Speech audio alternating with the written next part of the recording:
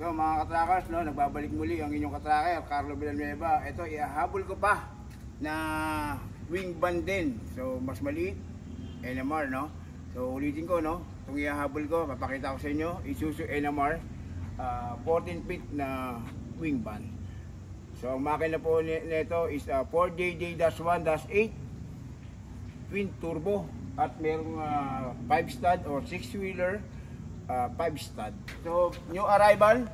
So ito pa yung urig paint niya from Japan pa. So nandito na ngayon sa planta sa Valenzuela at ito na, nakalinya na for full recondition. So ayun, abang-abangan po ninyo, no. So mga Linggo, makikita nyo full recondition na po ito. So lagi namin yung kulay, no, nung sakal na ginagawa namin is silky white. So marami tayong mga wing band pa. Abangan niyo, meron pang isa, tatlo itong dumating. Yung una, no, yung kaninang NPR na Hawkeye. So ito, NMR na 4JJ na ang makina. At mamaya susunod na video papakita ko sa inyo yung NPR 85. Gaano kalaki yun.